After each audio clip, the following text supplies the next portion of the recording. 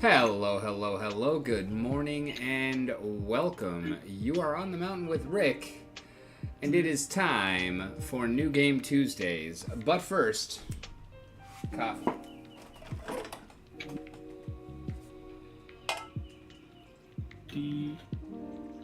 And we do have Kevin in the background muttering to himself as he figures something out.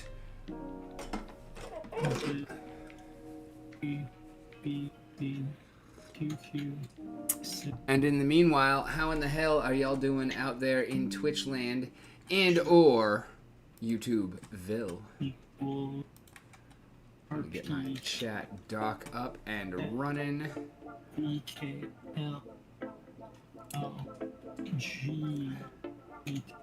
And we do have a SEC press release. SEC charges LA-based media and entertainment company Impact Theory for unregistered offering of NFTs.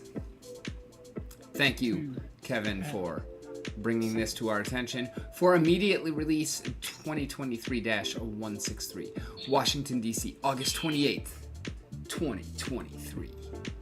The Securities and Exchange Commission today charged Impact Theory LLC, a media and entertainment company headquarters in Los Angeles, with conducting an unregistered offering of crypto asset securities in the form of purported non-fungible tokens. Impact Theory raised approximately $30 million from hundreds of investors, including investors across the United States, through the offering. According to the SEC's order from October to December 2021, Impact Theory offered and sold 3 tiers of NFTs known as Founders Keys, which Impact Theory called Legendary, Heroic, and Relentless. Ooh. The order finds that Impact Theory encouraged potential investors to view the purchase of a Founders Key as an investment into the business, stating that investors would profit from their purchases if Impact Theory was successful in its efforts. Among other things, Impact Theory emphasized that it was trying to build the next Disney, and if successful, it would deliver tremendous value to Founders Key purchasers. The order finds that the NFTs offered and sold to investors were investment contracts and therefore securities. Accordingly, Impact Theory violated the federal securities laws by offering and selling these crypto asset securities to the public in an unregistered offering that was not otherwise exempt from registration. Absent a valid exemption, offerings of securities in whatever form must be registered, said Antonia Apps, director of the SEC's New York regional office. Without registration, investors of all types are deprived of the protections afforded them by the robust disclosures and other safeguards long provided by our securities laws. Without admitting or denying the SEC's findings, Impact Theory agreed to a cease and desist order finding that it violated registration provisions of the Securities Act of 1933 and ordering it to pay a combined total of more than $6.1 million in disgorgement, prejudgmental interest, and a civil penalty. The order also establishes a fair fund to return monies that injured investors paid to purchase the NFTs. Impact Theory agreed to destroy all founders' keys in its possession or control, publish notice of the order on its websites and social media channels, and eliminate any royalty that Impact Theory might otherwise receive from the future secondary market transactions involving the founders' keys. The SEC's investigation was conducted by Benjamin Mishkin, Jessica Quinn, and Judith Weinstock of the SEC's New York Regional Office. Hain L. Kim of the Division of Examinations, Gwen Liccardo, Pamela Swanee, and Mark R. Sylvester of the Enforcement Division's Crypto Assets and Cyber Unit CACU, and Carmen Tavares Alam, Ignacio Francelli, and Joshua Mallet of the Division of Economic and Risk Analysis provided assistance. The investigation was supervised by Sheldon Pollack, David Hirsch, and Jorge Tenrero. All right, so I mean, are any games actually safe now? Can't chat right now. One sec.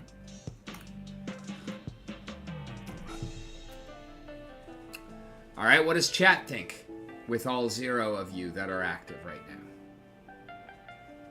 Also, what do we think of the new layout?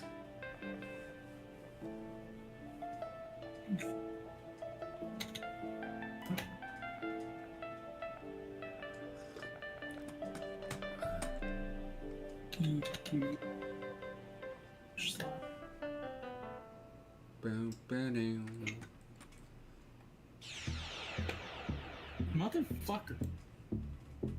Fatherfucker.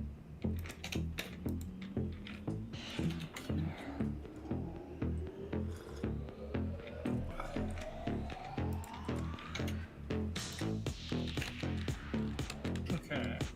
So, fuck.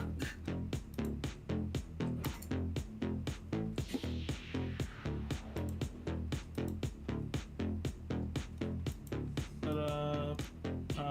Let's set the system. Okay. Ubuntu has been curled. Cat caddy repository has been added. Node.js there. PM2 to start up. There. Oh, I think Gift Giver's out. Oh, that doesn't surprise me. It's the 30th. PM2. I think it gets filled on the 1st of the month. Like, wake up, wake up, wake up. It's the 1st of the month, so head to giftgiver.io and get your hive. Hello, hello, hello. What's good, Tails? Long time no see, my friend.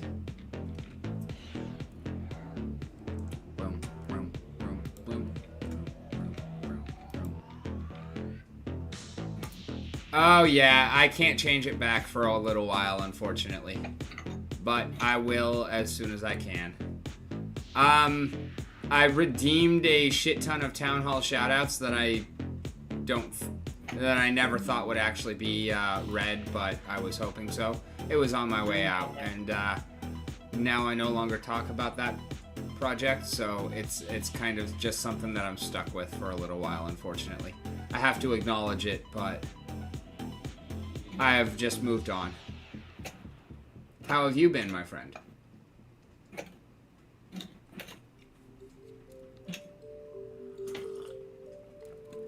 And when would you like to be on Off the Cuff with me?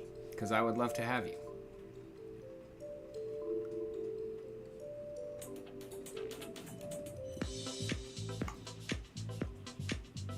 Of course.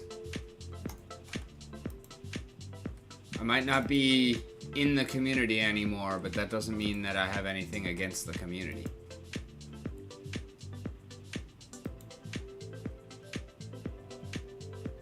Just hit me up and let me know the first Thursday that you're available, aside from this one.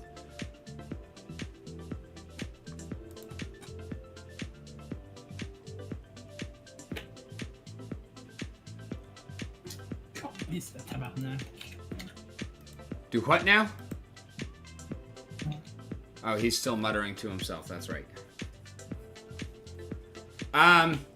That's something we can talk about off stream. I just don't even talk about that project anymore. There is a blog about it that is posted both on my On the Mountain account and my Rick on the Mountain account.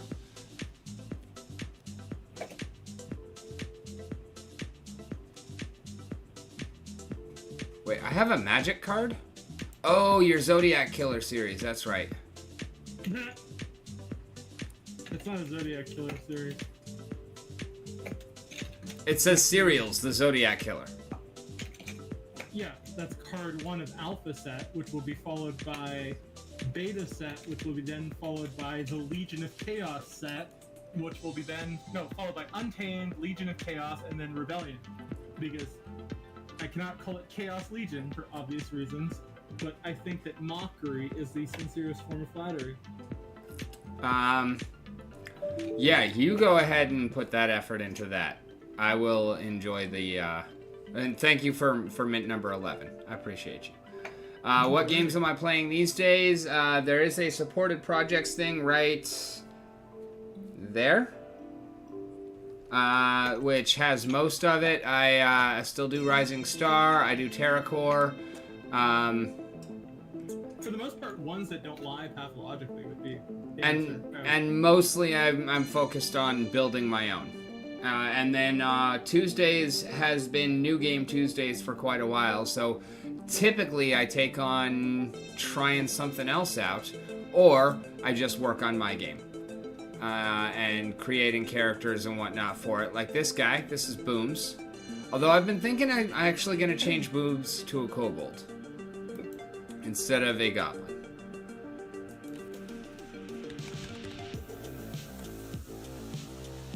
I need to figure out another goblin, but I think I really want to have Booms as a kobold. I think it's going to be a lot more fun.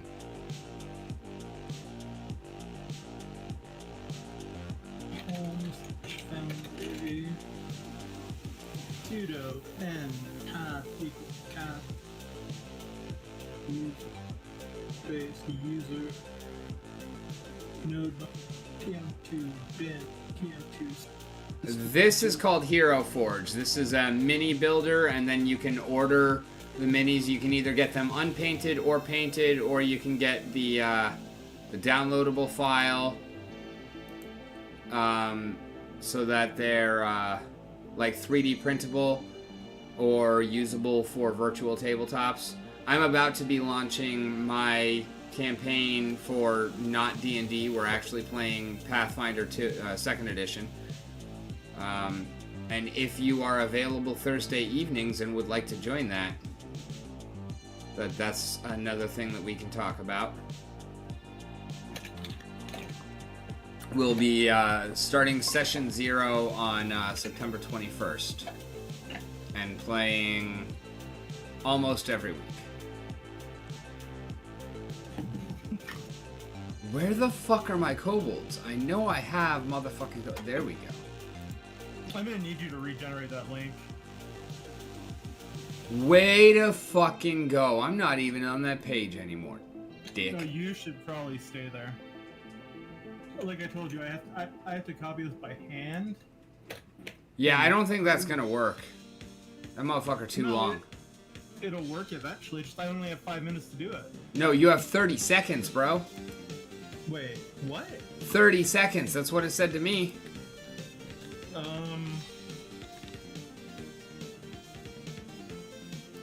Hold on a second, then. Don't generate it yet.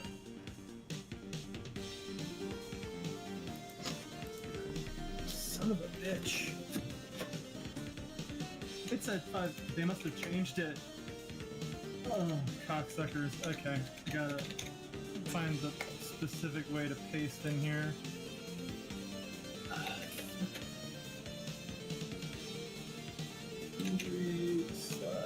Foundry VTT.zip.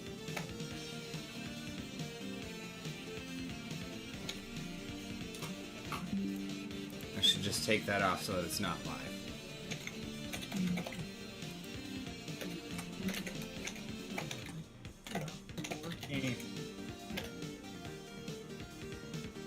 Alright, Booms is good now.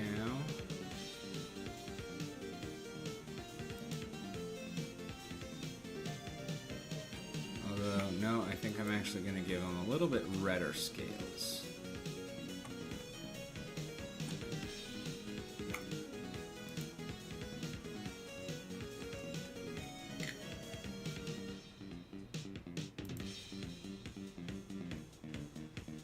Alright, let's try again.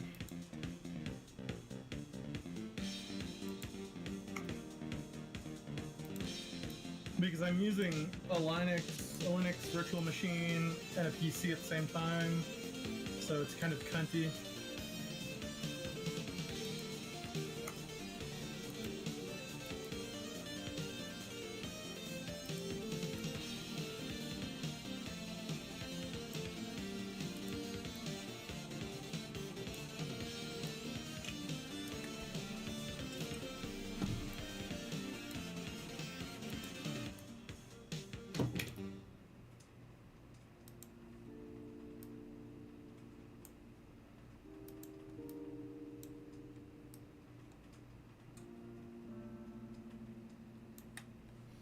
And this is the Linux Ubuntu link, and it's only 30 seconds.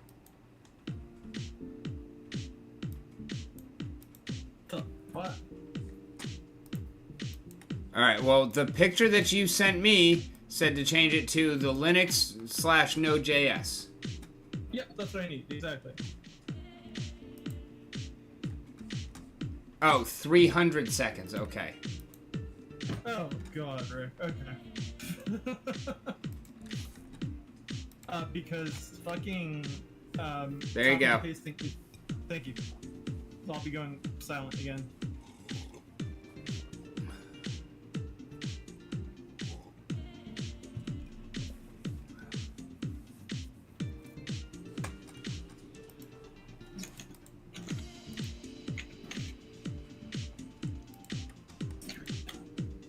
Oops, I didn't mean to close the window. Oh well, that's fine.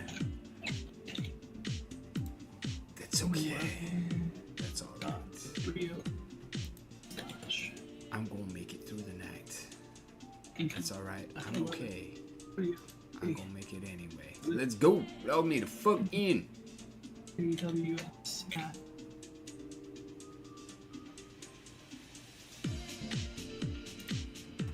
Alpha. India. 2 kilo.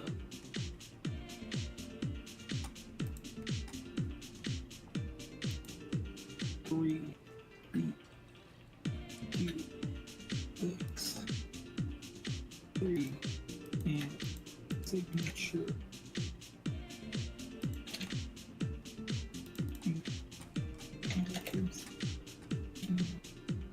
H.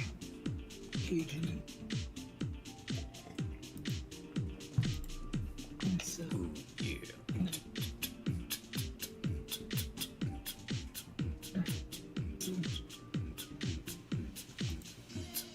J.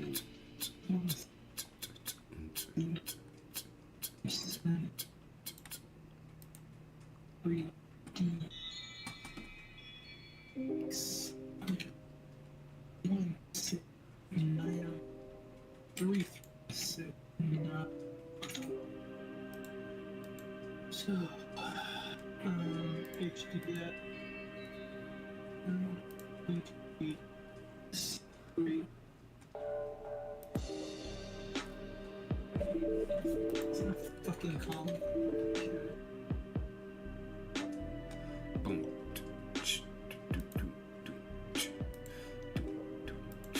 Releases /11.308.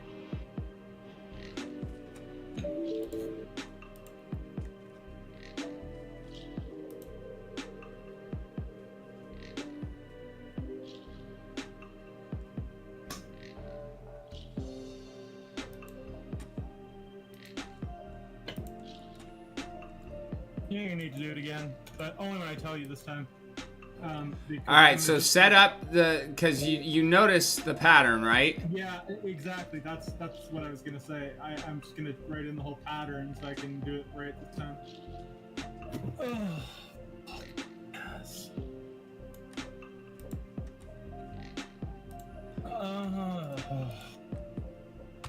Fucking Linux.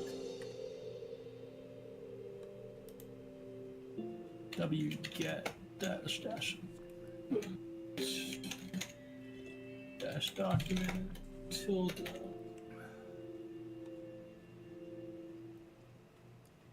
dash foundry dash foundry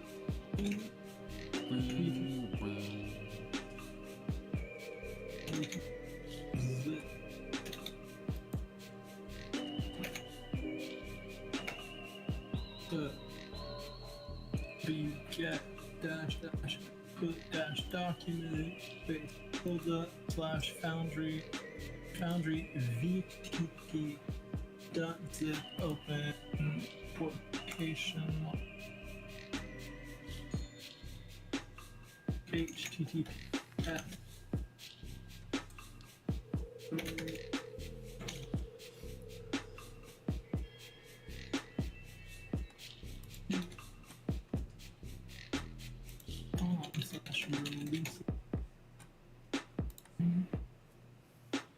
We also do memes in our new meme community.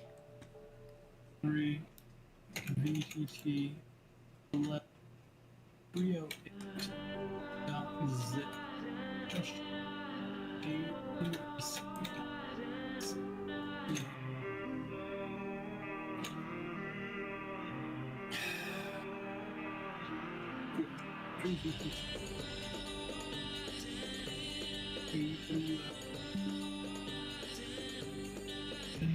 point 3 up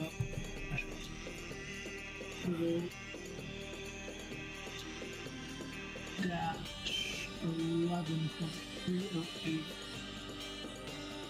zip question mark AW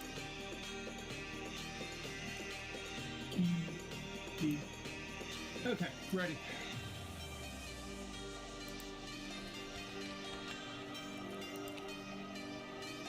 Hopefully this time it should work now that I have all that shit copied.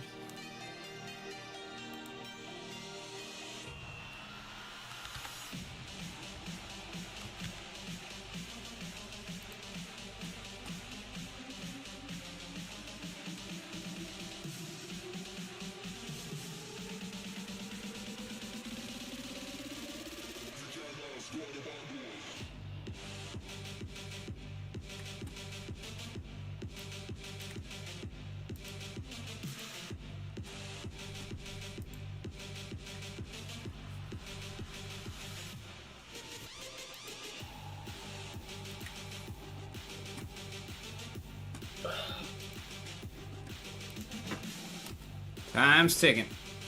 Thank you.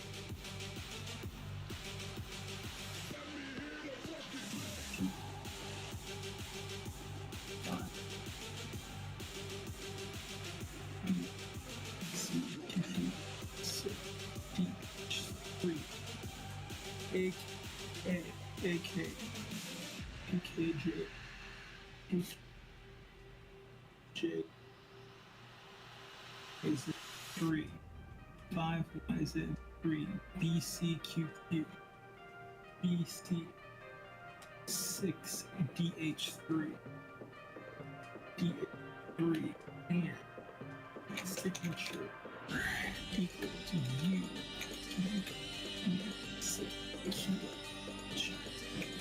L 1 B D O 4 M Z not G E X Z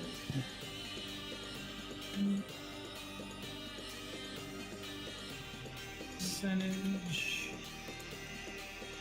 3 D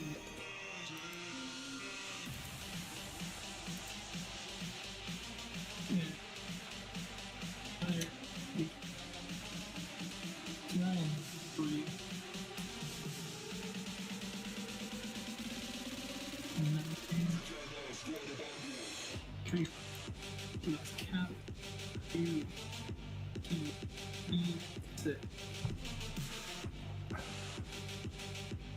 cap H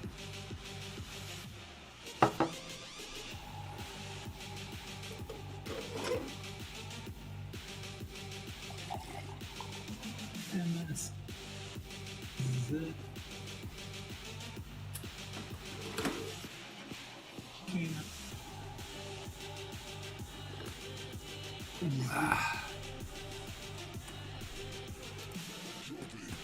Percentage 3. Can you read me what comes after expires? 1693 followed by 369834? Yep. Yeah.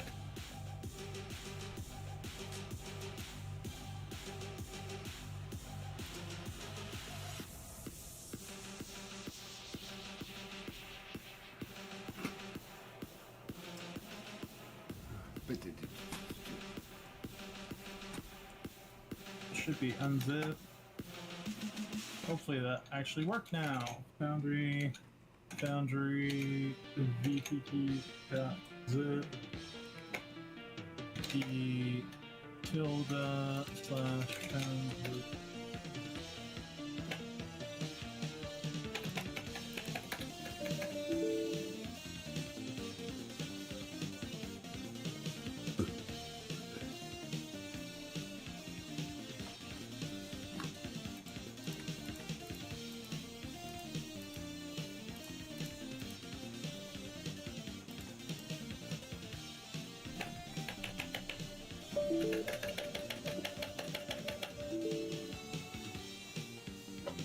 Sounds like that is not working.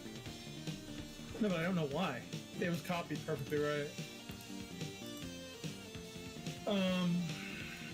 Shit. Are you fucking kidding me? I didn't close the fucking scare quotes?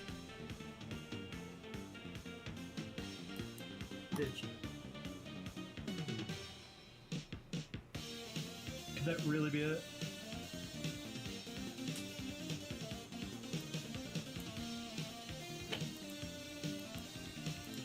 Redirecting output to wget.log. Oh, please tell me I didn't wait too long.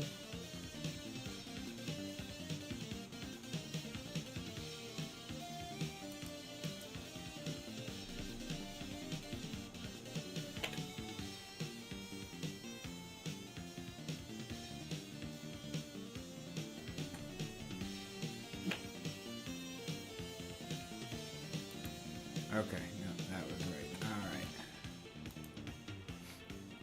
You go away. We already read you. Back to faucets. Yes! So it hasn't been 5 minutes yet? Oh. Oh, fuck. So I don't know if you noticed, but the AWS Access one is always the same, so you don't have to worry about that one either.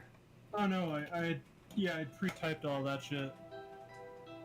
No, you hadn't, because I heard you. I mean, the AWS Access Key ID. I heard you that one. reading it No. out. That one doesn't need to change. It's just the No, signature and expires. Yeah, but with Ubuntu, remember MS-DOS? Uh-huh. Kind of like that, and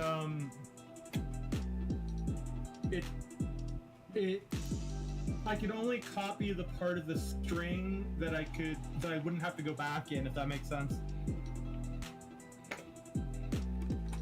Yeah, that's what I'm saying, though, is you can copy the string all the way up to the equals after signature. Give me a sec.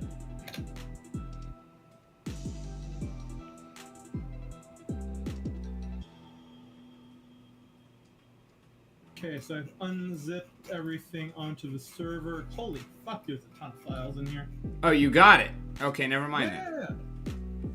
Yeah. No, I have it, and it's unzipped too. Jesus Christ, there's thousands of files. Not that it matters, but I've never opened something this big. Well, I've only opened 3 things on the server. But as to what you were saying, I was able to only pre-write as far as... Jesus Christ, this is a lot of files.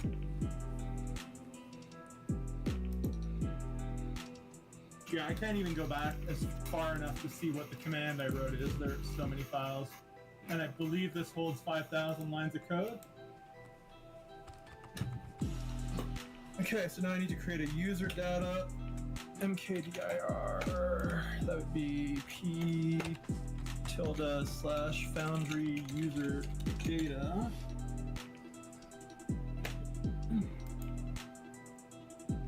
Test that Foundry runs successfully by running the following command prompt: cd tilde. We're out of there. Node Foundry resources app main.js.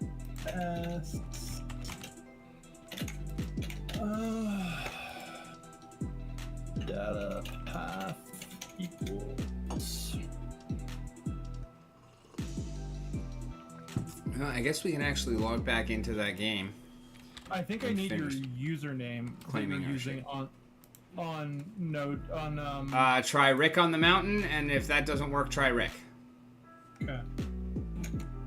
And Rick on the Mountain in full, right? Yeah, all lowercase, no spaces, punctuation, anything like that, and no 10. Okay, so let's see. So, Node Foundry, Rick on the Mountain, Foundry user data, running info on Node.js, error, the requested data parent directory, Rick on the Mountain does not exist. User data, Foundry VTT, saved application configuration. Oh shit, there's still another day left in the season? It's not even been that long yet? Holy fuck. Requesting VPN v4 server started. Okay. I should at least finish unstaking. Requesting UP warn. You can now see the above ending with start. Server started and listening on port 3000.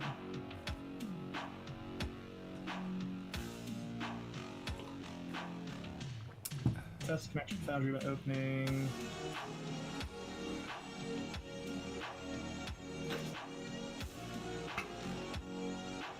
Okay, let's give this a try.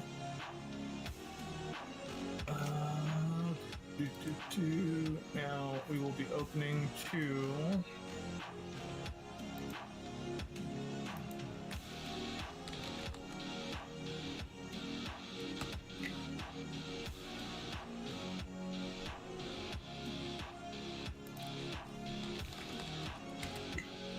That's alright. Peak monsters, not peak B. So that would be a dot 40.2. Alright, sold. Lego Bloodmaker.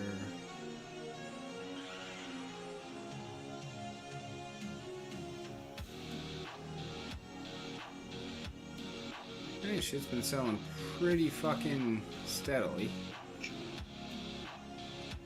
Is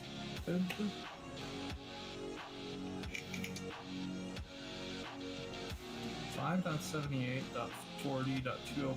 5.78.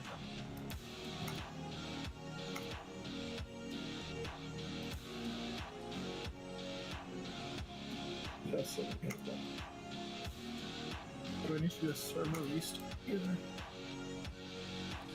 Alright, I still have, according to this, $1,600 almost worth of cards Jesus. that haven't sold yet. And I got another 130k almost DEC. How much actual cash have you made so far? I haven't actually withdrawn anything. It's just all gone straight up to Swap Hive. But No, but that's what I meant in that sense, yeah.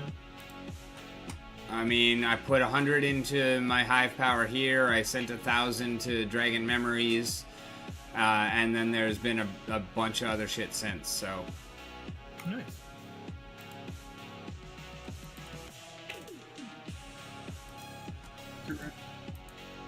What the fuck? Packet right, wait. What the fuck is a broken pipe? Packet right. Wait. Connection to 4.2.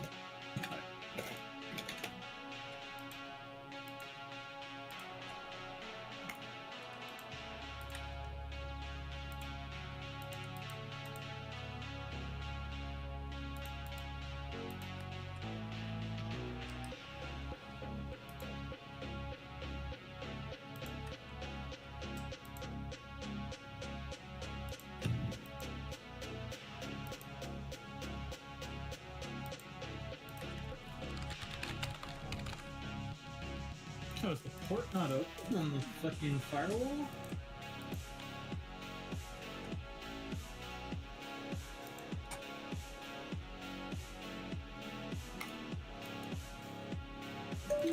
SSH boundary at 5.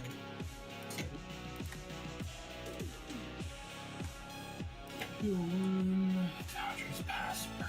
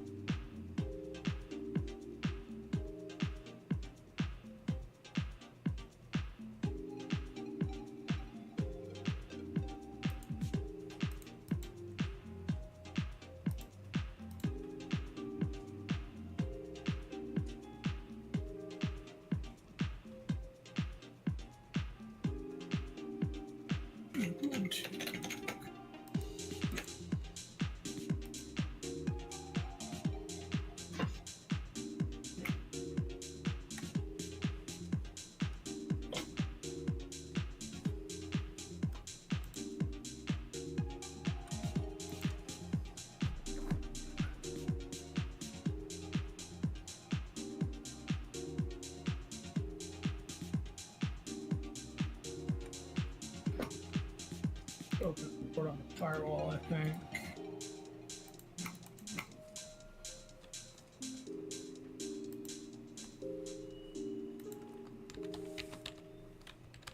Oh shit, my expected delivery for Steve's package is tomorrow. Nice. Oh, they mean tomorrow the 31st.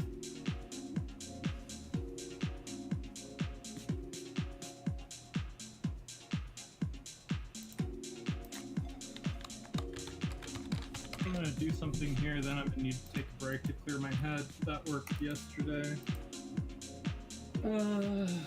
Here, there's a out of path directory home Rick. Okay.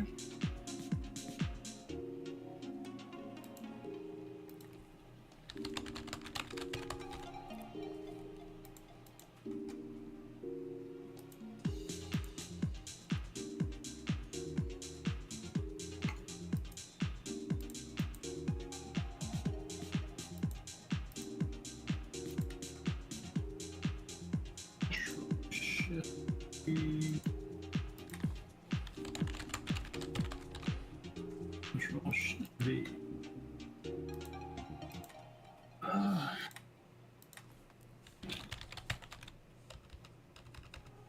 You are so heartless, and you don't care. Yeah, with health advance. And I Password. don't even know what else we fighting for. You got me and you don't care.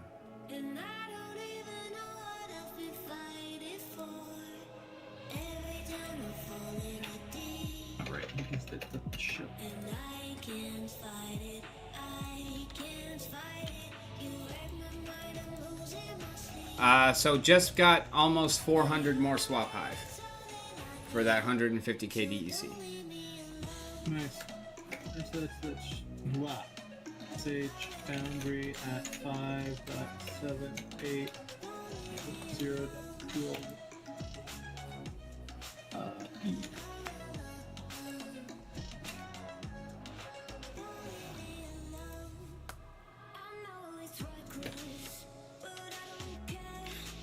Okay, we are on server, so let's rerun that command. So that would be node. You said your username literally might just be Rick, Yeah. like the one you use to log into the main site. No, that should be Rick on the Mountain. Yeah.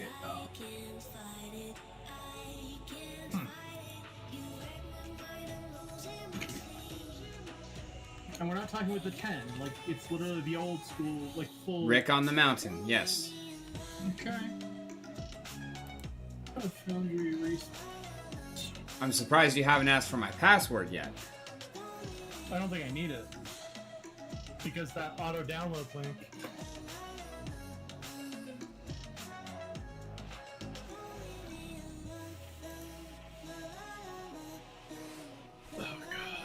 Yes, account username, Rick on the Mountain. Okay. T-A-I-N. Okay.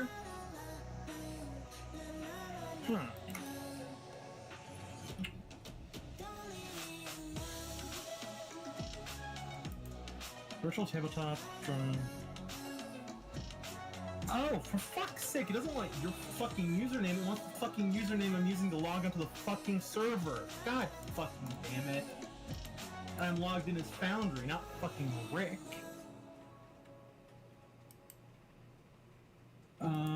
Voila! Sense is made. Main.js. There is a Rick on there, and I sent you the password. I hope you kept it.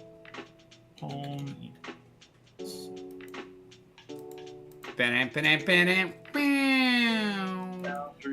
Foundry, user, data.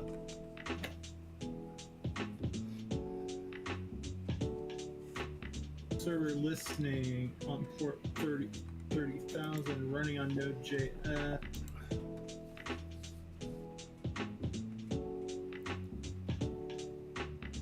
Good, that's good, okay. Address static, true, full screen, false, hostname, no, language, English, core, localhost, port 30,000. Let's go open port 30,000. Oh,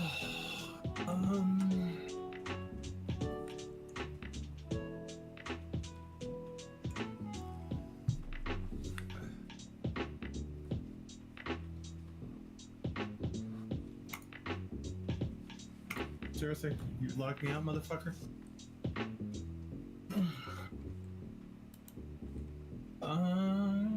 One server, firewalls.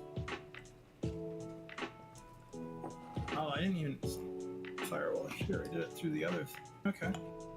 So let's go open that port.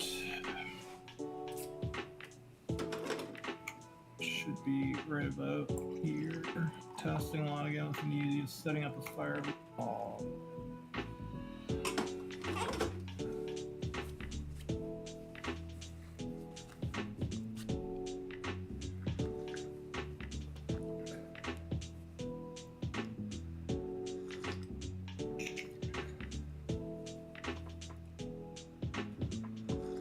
That was done. Now securing the SSH service.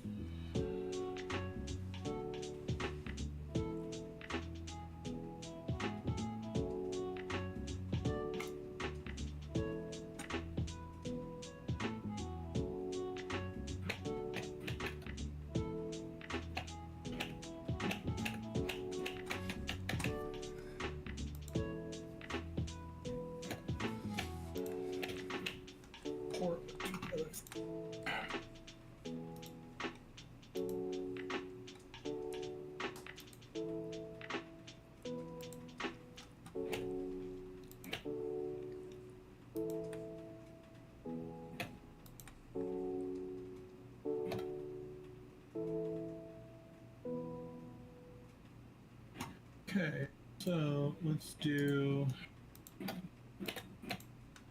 sudo UFW status.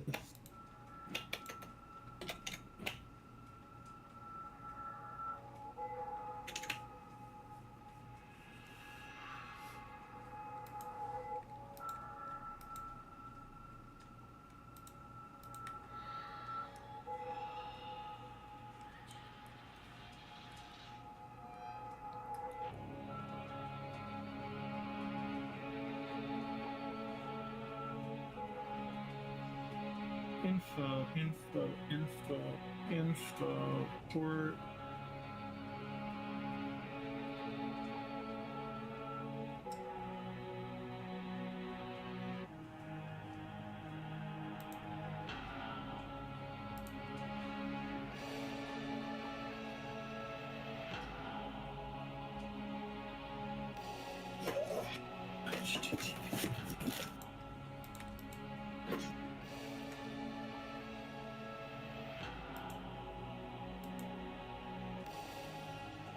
Address.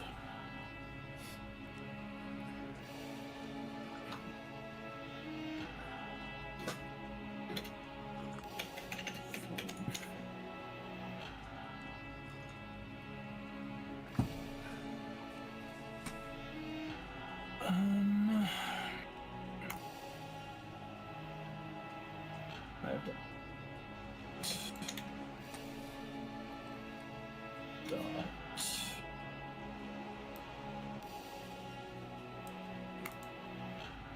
40.201.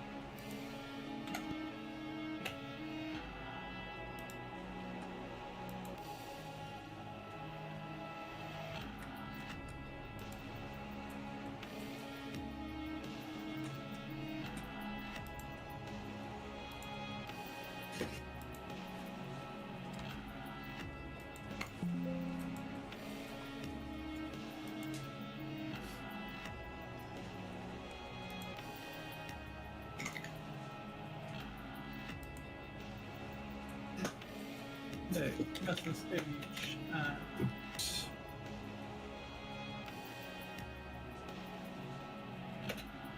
boundary 5, 7, 3, 2, 1.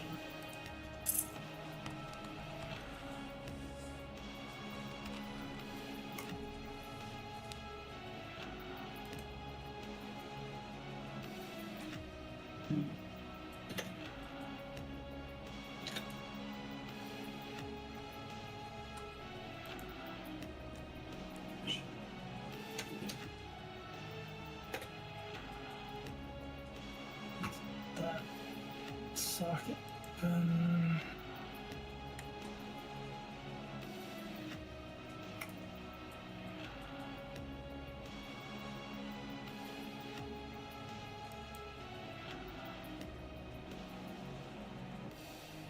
Oh, jeez.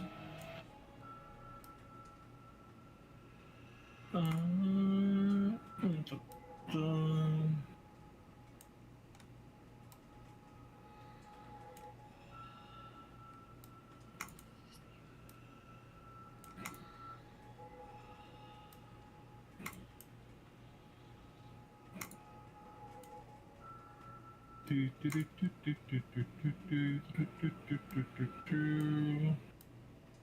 Okay, open up.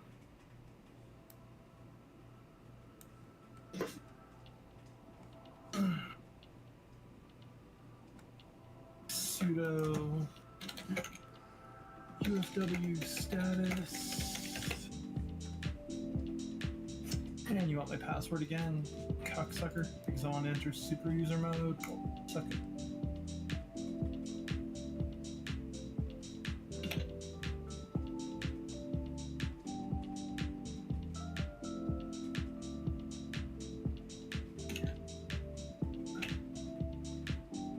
Okay, 6567 is open in all directions. Okay, so we need to open up 30,000.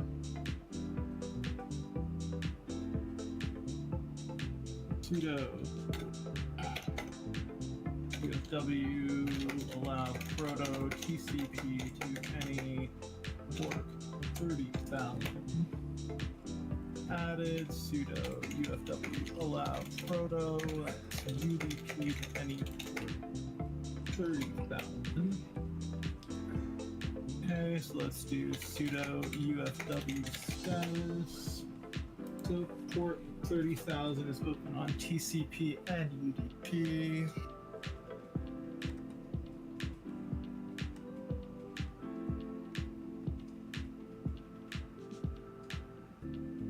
Okay, let's try nothing.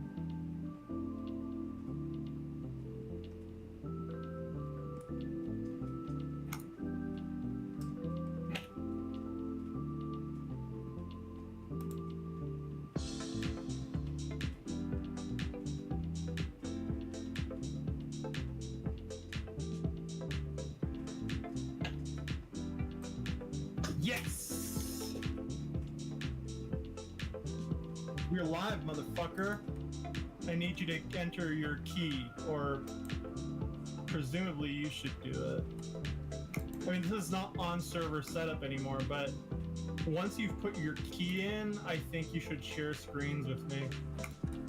So I'm gonna send you. Where would I even put anything in? Then, Or is that on what my you're sending me? It's deployed to my server in full.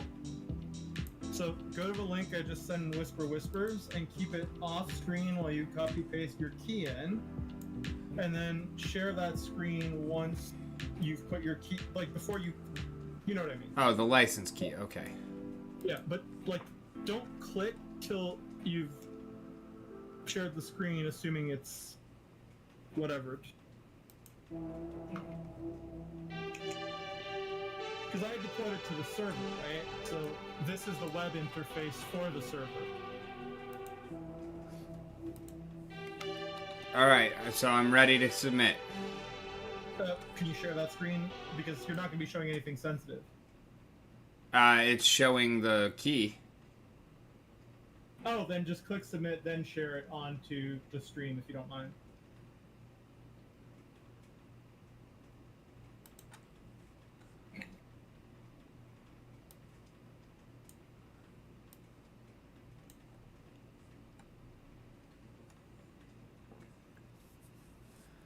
All right. EULA. Updated March 2, 2023. This license applies to Foundry Virtual Tabletop, also refers to as software, the software, or this software. As a software license owner, you are granted permission to install and use the software if you agree to the following terms. 1. You must maintain a user account on the Foundry Virtual Tabletop website, which provides an email address where you may be contacted if necessary. By the way, I do need you to set up yours. I'm sure you probably already did, but... I actually need to enter all that onto the actual server. I'll get into that tomorrow. I didn't even know we'd have this tonight. So that's good news. Right. You may install and activate the software on one or more computers, but only one hosted instance of the software may be accessible to users other than the license owner at any given time. Hosting. Only one hosted instance of the software may be accessible to users. Okay, so that means that you and either Ben or I could access it at the same time. Yeah, I don't think Ben's going to need to be worrying about the DM side of I think that's fine. I don't think he needs that. I might need to get in for maintenance. Is the reason. Yeah, exactly. I expect that you need to, but I don't think he does. Okay. Hosting multiple accessible instances of the software is permitted by owning a corresponding number of software licenses. If I need to get more, I can get more. But I think that everything that I need him to have access to, I can set it up so that he just does have access to it as a player without having to have my shit running. And I could always create a second instance too. With my get a key and create a second instance now that I have it on server. You may create backup copies of the software for personal archival purposes, but you may not distribute those copies. Well, we have a fucking backup copy because it's on the fucking server. Yeah. You may not lease or sell the software license key, or access to the software. You may accept payment in exchange for services related to the software, for example, running game sessions or providing technical support. That's interesting. Because I guess professional DMs, like the ones who at conferences charge like $150 to be in on their thing? Yeah. Yeah. You may share the software and its license key with a friend or family member, provided the other terms of the license are upheld. Okay. You may, within 30 days of purchase, permanently transfer your license to another party who will become bound by this agreement using the license transfer form on the Foundry VTT website. After transfer of your license, you may not retain any copies of the software unless you own a valid license. So basically, they're making it clear this software is pretty easy to pirate. Yeah. You may, within 30 days of purchase, request to return a purchase license in exchange for a full refund in accordance with our refund policy using the refund request form on the Foundry Virtual Tabletop website. You may not use the software to facilitate or engage in the illegal distribution of copyright-protected materials. You retain ownership of any personal data created within the software, even if you relinquish or transfer your license to the software. You bear the sole responsibility to uphold any user agreements, licensing terms, or terms of service related to that content. If you do not agree to the terms of this license, you must remove all copies of the software from your computer and request a refund if eligible. If your usage of the software violates these terms, we will contact you via the email address of your website account. Repeated or egregious violation may result in a suspension of your software license key at our discretion. This software... What? That's all pretty boilerplate so far. Yeah. This software is protected by the copyright laws of the United States and other countries. Foundry Gaming LLC retains all intellectual property rights in the software. You may not separately sell, market, distribute, lend, lease, rent, or sublicense the software, including its license key. You may not separately publish any portions of the software except under provisions outlined in the following section regarding authorized module development. This license is not to be construed as prohibiting or limiting any fair use sanctioned by copyright law. Limited license for package development. You want to develop my package? Can you copy stuff? Oh, wait. Well, actually, can you copy paste stuff from here? Like, if I want... Maybe no. Looks like no. Okay. Licensed modules. Okay. As a software license owner, you are granted license to develop game systems, add-on modules, and worlds referred to as packages, which extend the functionality of the software if you agree to the following terms. 1. You may create packages which utilize, reference, or duplicate portions of the software code. Publication of packages which reference or include software code and function in the absence of the base software is not permitted. Including portions of software code is only permitted to the extent strictly necessary for proper functioning of the package. You may distribute these packages provided they are designed to be used only in conjunction with a licensed copy of the software. You are allowed to sell or lease package content which you have the rights to distribute. You bear the sole responsibility to uphold intellectual property rights as required by copyright law. Mm-hmm. The publication of package content is bound by the terms of the most recent available version of this software license agreement found on the VTT website, the Foundry VTT website. Any modifications of this policy shall not retroactively alter or revoke the rights given under the previous limited license. When you publish changes to an existing package, it becomes bound by the most recent terms of this agreement. If you do not agree to the terms of this license, you may not publish package content. Any existing packages that were created under a previous version of this agreement may remain published provided they adhere to the license terms under which they were published. They're basically saying that if we had our own RPG rules, we could kind of create a homebrew version of them that could be used with the license. Or a license. Yes and no. We can create homebrew rules and put them on their market for others to use as well. We can also make a homebrew game, which is honestly like it really is. It's more than Pathfinder. That you'll see in Session 0 when we start going through changes. No, I know what a homebrew game is. Yeah. And so we can also publish that within and through. But really what that section was dealing with, I feel, was the mods more so, because Foundry doesn't have anything to do with the actual game that you're playing. No, I know. So I was presuming that had to do with package loadouts for new games and or bots or new user tools tied to. Now what I need to figure out is how to fucking start adding in mods and shit like that, and how to start making maps. Whoa, boy. How about we get the user database set up first? Okay, yeah, we got to do that also. Oh, so it's by joining their Patreon that you got access? No. The Patreon is to gain access to, like, this Angela's Maps free map pack. Okay, so now you've activated the license, so let's see how login works if I refresh. Oh, shit. So I'm in too now. 10-4. Good stuff. Okay, so, I mean, I think we could keep this link to ourselves and... And hey, stop. Or just a real quick aside. Yeah, I thought you said you were posting a meme every day. I missed a day. You've missed more than one day. I missed 2 days? There has been nothing from you since the might have Freedom forgotten. in Space 3 days ago. Sunday, Yeah. August 27th at 0610. Then what happened is I forgot to cross-post the last one. Okay. So I was doing the 365 days of memery, and I missed yesterday. I know that. Oh, there's a 365 days memory thing in a community? No, some other anti-socialist was doing it under another. I forget what the name was.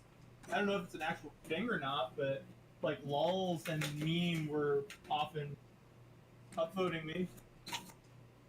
So Well, where is this? You never sent me a link to that shit. well, there's no link. Like I just saw anti-socialist was doing it, so I decided, okay, I'll do 365 days of memory. Under the name 365 days of memery, which I guess we could literally just start. In theory. Well, what I'm saying is that anti-socialist was posting a meme a day for a year, and I decided to do that too. But I decided to call it 365 days of memery. Okay. But we could add it as a channel thing. The peak like a Yeah, I'm working on it right now. nice. So yeah, I guess it would be something where we post them in the community, but we cross-post to our personal accounts rather than vice versa. Like, you should allow for cross-posting because that gets the attention of the curators. For what that's worth. My brain is fried right now, so I'm not 100% there. Not that I ever am, but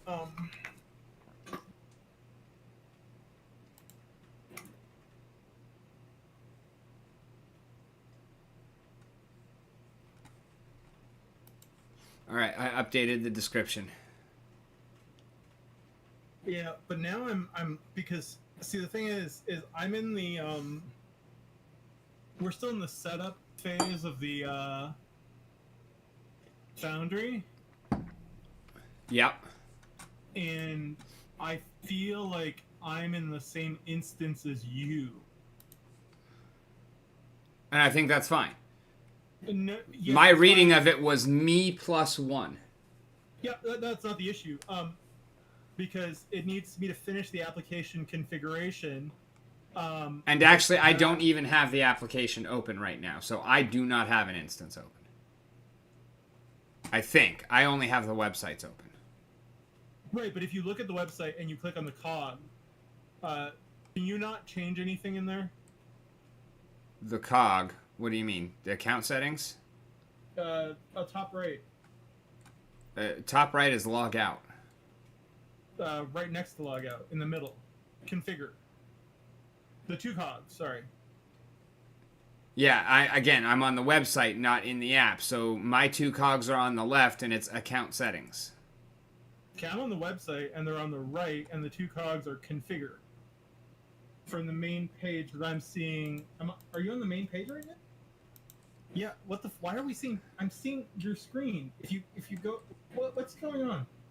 If you go next to Foundry Virtual Tabletop at the top right of your screen, there's a warnings, configure, and then update, no? Like, I'm seeing it on the stream. Because I was on the other one that is not on the stream. Oh, okay. So yeah, do you mind not touching that part? Because we can come up with together, or we can use the same one that's on the server, which would probably be the simplest thing to do. Alright, so you need me to configure, or you need me to not configure? I need you to not. Okay, yeah, I can not touch the thing that I was already not touching, no problem. Okay, yeah, okay, cool. Just had to make sure that you find it so that you know not to fucking touch it. So I'm gonna try to install Cyberpunk Red, and I'll be curious because I'm presuming it's installing it to the server. So let's just make sure. Like, if you reload now, do you see the Cyberpunk Red system there if you click on Game System?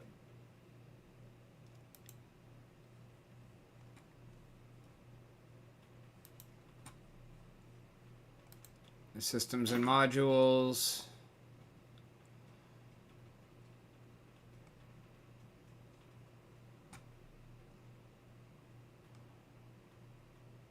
I don't see anything installed, including PF2. That Wait, so I if might be you're in the on wrong the- spot because I know I Are did you on- PF2. If you're on the wait, let me reload because yeah, I'm seeing Cyberpunk Red Core, but I'm not seeing PF2 in Game System. If I reload, I still see Cyberpunk Red. If you can go back and try to install PF2, I'd be curious as to whether it shares it to my instance or not. Oh wait, we're not all in the same place, bro. If you go back to the main page, the one I was telling you not to click on the thing, the cogs. All right, I'm on the main page. Yeah. Where do you want me to go? Well, actually, why don't you go back to the link I put in the chat, and just start from there. Like, just refresh the web address, the server address with the port.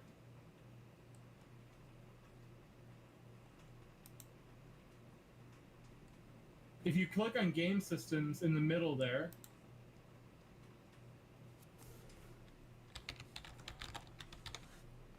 okay, so Cyberpunk Red is there. So now, if I do this, well, actually, why don't you click on Install System and install Pathfinder from there? It should be the first one that pops up.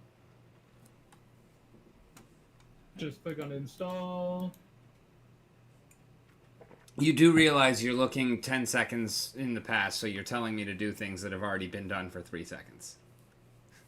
Bro, my brain is so fried from doing this, you have no idea. No, I get it. Yeah. So should I delete Cyberpunk just so that Pathfinder is first, or do you not give a shit? As long as it doesn't affect how things run, I don't care. No, it doesn't affect how things run. I don't even. I wonder if it alphabetizes them or if it. I don't know what it does. So we want to update the rule sets. We just do update all. All systems are up to date. Perfect. Okay. Did I say you could use my server for your cyberpunk bullshit?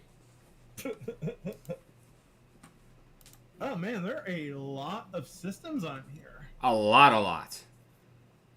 Damn. Oh, add-on modules. Cool. This is what I've been trying to figure out also. And now I know how to fucking get to that other than through their email and shit.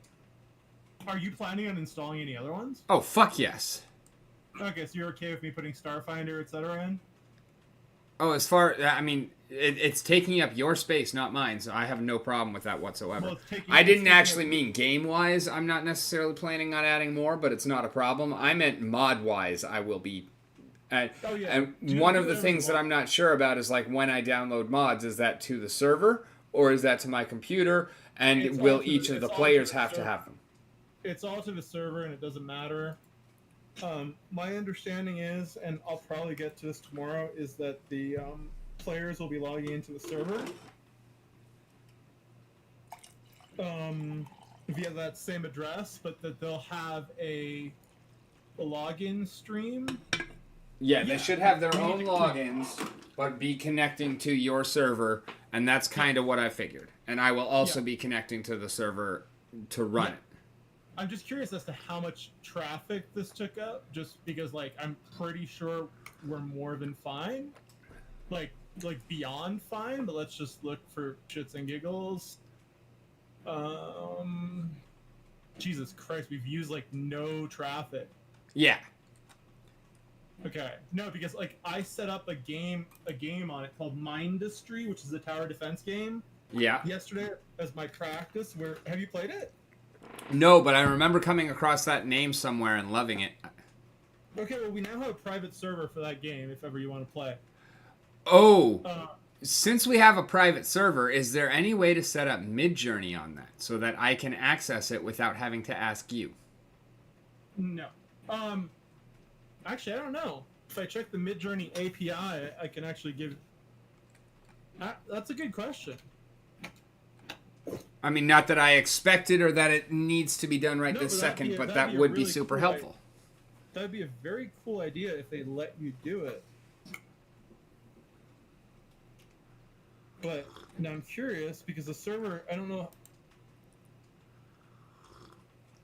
made by an indie maker. Get started. What's the documentation? NPM Postman. Okay, so this does not have an Ubuntu. I can definitely. I know I can get an AI. I know I can get an AI running on here. Later this week, I'm gonna be actually installing the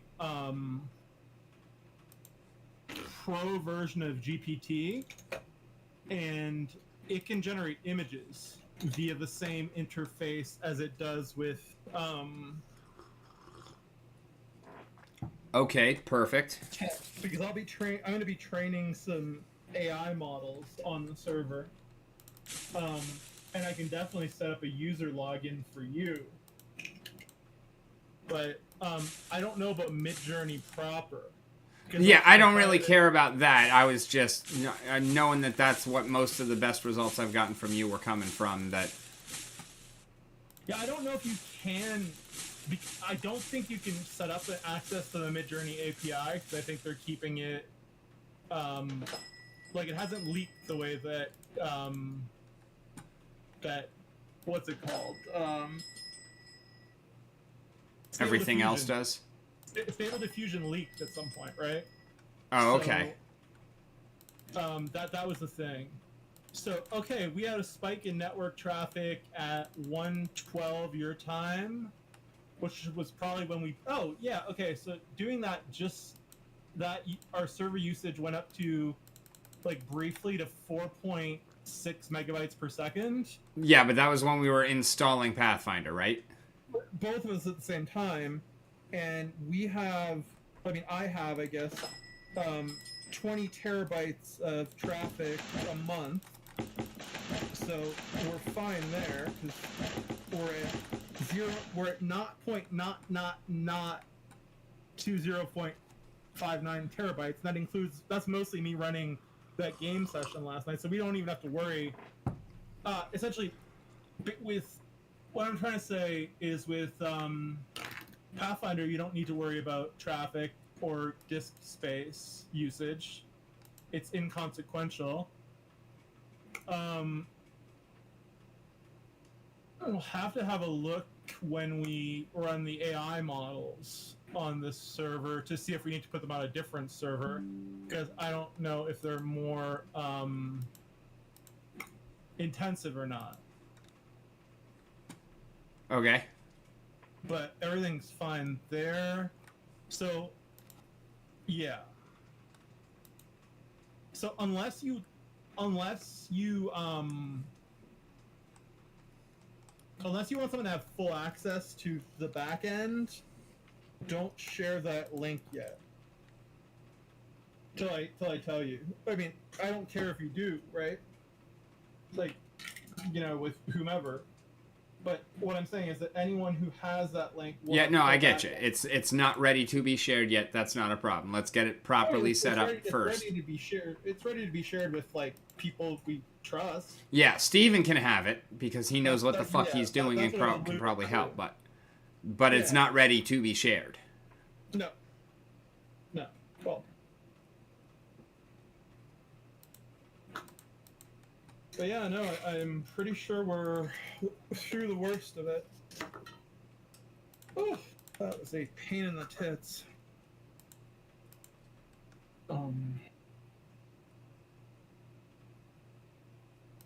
So yeah, that's exciting. I get a like a dopamine hit every time I succeed in deploying something to the server. Right. So let me know when you're ready to start working on setting up on the mountain.crypto, on the mountain.x, on the mountain.wallet. Wait, what? What are those again? Those are the domains that I own. Oh, you own them all? Yes. Oh. Well, shit. Can you?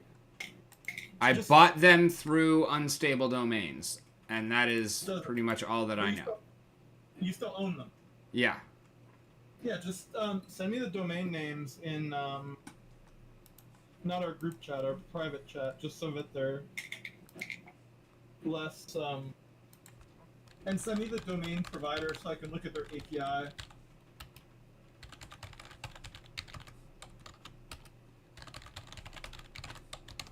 It should be pretty easy to import them. Do you have anything on those websites right now? Nothing at all. Okay. Do you know how to code HTML? I have done so, but it's been years. But it is something that I would like to pick back up. Are we talking like the GeoCities years? MySpace. Okay, so it's changed a lot. Yeah. Because the only reason I say that is because I wonder if we can set up a, one of those like drag and drop website builders. Yeah, Wix and shit like that. Squarespace. Well, yeah, I wonder if there's a like knockoff version of those that we can put on server. Wait, you can't with those? Things I didn't know. Well, you have to pay to link your domain then. So like I have some sites via Wix, and I have other sites that we won't get into on another platform. And like you can only edit your site through Wix or through said other platform. Oh yeah, I don't want that. Yeah, that's like $100 a year. Ridiculous. Like when my Wix contract expires, I'm not.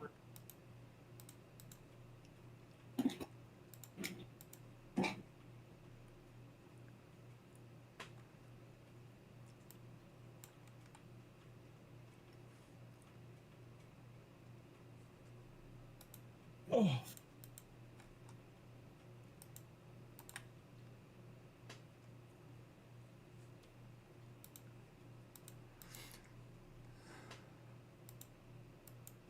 Kick through a disgusting drawer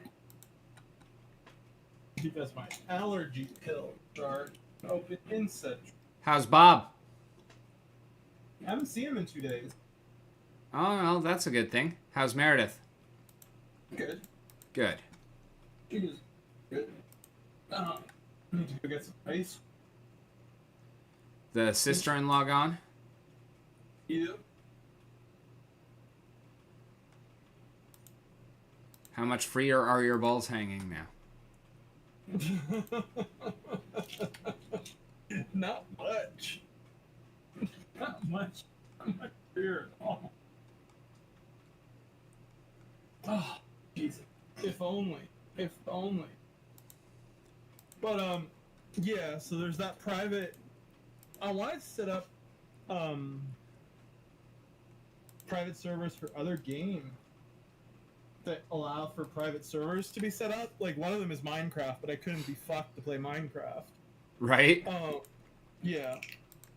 The one I do like is Don't Starve Together, but Steven doesn't have it and hates survival games. I don't have it, and my potato probably wouldn't do well with it. Your potato would potato through.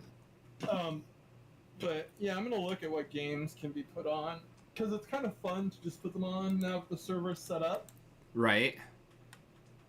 Fucking, this one was a bit more complicated, because, like, they don't have a GitHub repo because of the, that fucking 5-minute link. But, like, basically, if a project has a GitHub repo, Just import that fucker right over. My next task is to upload a few Discord bots I've been wanting to try, including one that Charlie from Reality Boffins is, well, giving me / indefinitely licensing to me. That's your giveaway one? No, that's giveaway one is Chewy, I think. No? I don't know. Oh, you're talking about the stream one. No, that's the I don't have the rights to that one yet. You said you were getting them, so... I am. I just, with everything that went down, I just haven't done it yet. Okay. Yeah. No, I am getting them. I'm probably going to modify it, too. Not significantly, but... I want to try something where I create, like, a raffle pool where, like, there could be, like, a bigger NFT prize every month, and they could either, like, redeem their shit for, like, a low or high pool. Low pool is, like, currently typically one of my NFTs. High pool is typically, like, a mystery box. Sometimes I throw in something worth, like, 50 wax in there. Cool. But, like, say I wanted to, like, throw in, I don't know, pack of, like, taco that, right? Or, like, I would raffle, like, I don't know, 100 wax, which is $5. I'd more than make my money. Or, like, 500. I don't know. Just spitballing.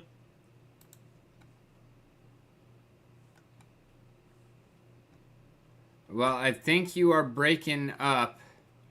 Maybe not talking into the mic so it's not catching you.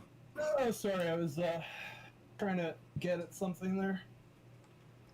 Oh. I did kind of surmise that was the likely scenario. Yeah, dude. I don't know why, but, like, when you're doing something like deploying one of these server things for the first time, it takes a really heavy cognitive load. Like yesterday, once I finally succeeded in setting up the thing, I was chatting to Steven for a bit, and like I was just completely wiped out. I believe it. I mean, it's a lot of shit that you got to figure out and a lot of connections that your brain has not made before. Yeah, exactly. And the fucking syntax, it's like yesterday I did not know any of it. Now I can write half of it without looking at the tutorial. So at least there's that. Yeah, that's definitive progress. Yeah. Man. It's like all the languages have very similar Did you watch the interview at all? No, I was going to, and then it was like 10 o'clock. Fair. That's when you come. Fair. Hey, don't spoil me yet. Oh no, you're gonna enjoy it. That's all the spoiling that you're gonna get. How long does it go on for? Almost exactly 2 hours, couple minutes over. So it's not. And really, once you actually start the interview at fast forward through the couple of minutes where it was live, but we were still in the lobby waiting to go live. When you fast forward to the actual conversation, it's like an hour and 50 some odd minutes. Like we cut it right at that 2 hour mark, and we were a minute or two late coming in. It was great though, and it was perfect timing to end it. So nice. That's perfect then. Yeah. I think he went right on and posted something else very shortly thereafter, because I don't know if I follow him or not, but I saw something very bullish that he posted in my recommended videos. Huh. I actually haven't even been on YouTube other than to get everything set on it and upload it properly. Yeah. or not upload it properly, but titles and changing the description and adding in the end fucking page with the link to him and Oh yeah. all that shit. I've been redoing my fucking not well my 72-hour go bag, which is really a 72-hour go bag for me, Meredith, and the dog, because none of them could be arsed to pack their own go bags. Yep. Or presumably carry them. And like I was opening some of the boxes from the move yesterday, and I found like all the coffee packets and creamers and sugars from the from MREs from like various countries that I've eaten, and I just put like most of the really shitty coffee in the go bag, and then like put a couple of good ones, and I put some tea for her because she doesn't really like coffee, but what's super interesting is that the Russians, you know how like remember, clearly you probably remember the size sugar packet you would get with the American MRE, right? It would just be like a standard size one. If I didn't remember, I could literally walk outside right now and go check it out. Yeah, okay. So the Russian ones, which are full day one, they have 2 coffees and 4 teas for the entire day. They have 6 packs of sugar, and each one is 8 times larger than an American one. That's pretty hilarious. Like, I don't know what all this sugar is for, and they also have these salt packets, which are bigger than American sugar packets. Because it's not like you can close the fucking salt packet. Right? Yeah. You know which fucking military is drinking, like, the good shit, coffee-wise? Air Force? Norwegian Army field rations have the Nescafe instant lattes. Yeah, I would not qualify instant as the good coffee. In a fucking war zone? It would be the Air Force, who is not actually in the war zone. They're flying in from a couple hundred miles away, and they're having True. real fucking coffee. Yes, they definitely are. Although I do know of one place where they're not. It's south of Djibouti, and it's... There is nothing south of my booty. I know that in Niger, I don't know if that base is still operating right now, given the coup. I would think it is, because it had pretty good security. But, they definitely had real coffee there.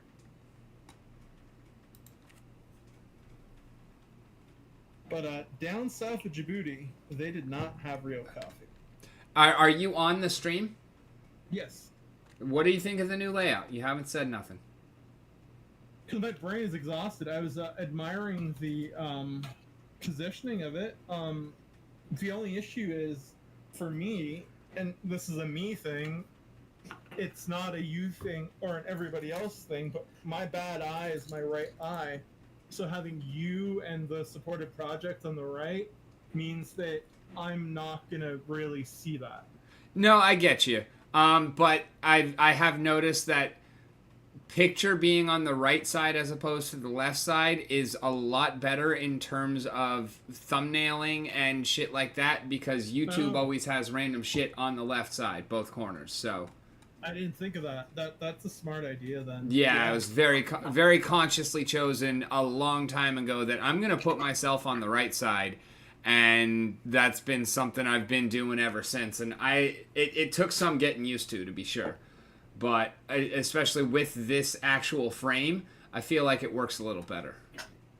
I mean, when I'm looking at it, like, from the far right, so that my left eye is the predominant eye looking at it, yeah.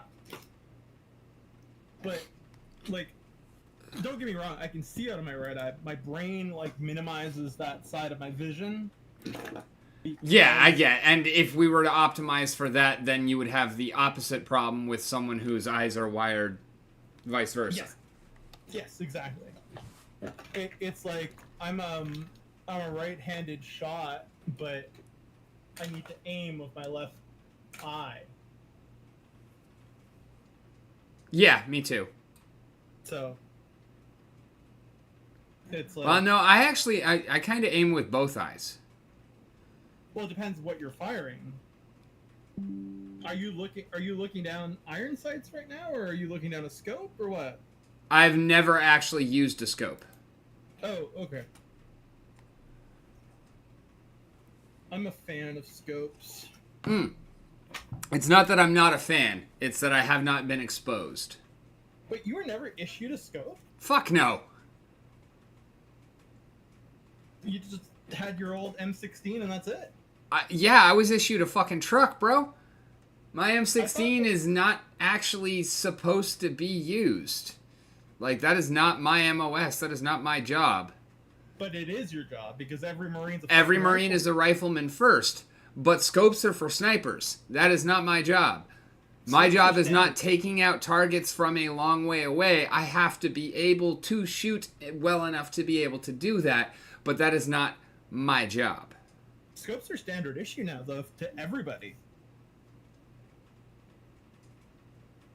From what I, like, now, in the present day. I mean, I can't say anything about that other than what a sad fucking state of affairs that must be. If that is a direct correlation in my mind to all analogs clocks being removed from classrooms. That's fair. Like, that is exactly what that says to me. Like, it's the same fucking thing. Yeah, the next... Oh, wait. And yeah, now they're doing it for the next generation squad weapon, too. That is a thoroughly disheartening turn of events. In 2021, every Marine was issued... Well, I mean, it did first go to the infantry regiments, I guess? Yeah, which that makes sense because that is their job. But it's the it's called the SCO. It improves target acquisition and probability of a hit. I would fucking hope so. If not doing the job you are. Yeah, so they started with 19,000 devices for after the initial special ops. Well, special ops guys, I think, get to choose their own scope, but they gave it to recon, then to infantry. Yeah, I mean, that seems like exactly the kind of rollout that I would expect to see, so makes perfect sense to me. Kind of cool that it can be rail mounted by hand with no tools, though. Or that's also, in a certain way, the stupidity you're talking about, isn't it? Exactly. It's backup cameras. Yep. Full fielding will be finished by 2023.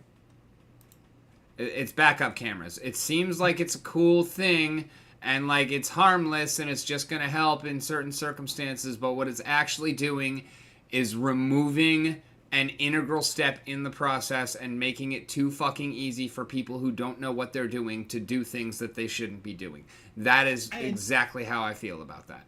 Pentagon speak for that is, quote, having an optic that can reach out to longer distances will ultimately make the Marine a more lethal first shot shooter. This means they can use less rounds to overwhelm an enemy.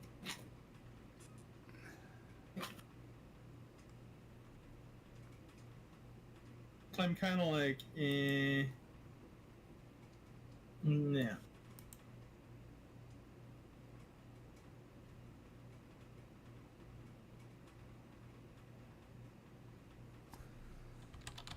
M16 had a standard iron sights, right? Yes. Did it have one of those dotty thingy? Not the laser dot, but the what do you call it in the iron sights when you have a dot? No.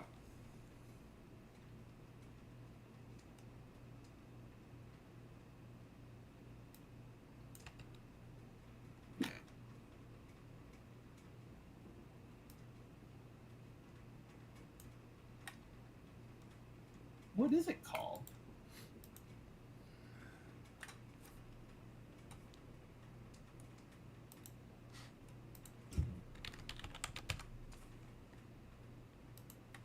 I mean, I can even see the value of like a fucking laser red dot on a pistol, for example.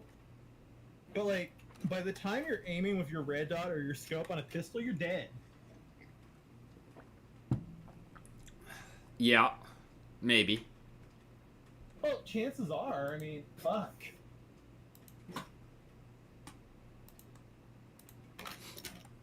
Even the worst fucking, like, 13-year-old jihadi can fucking hit you.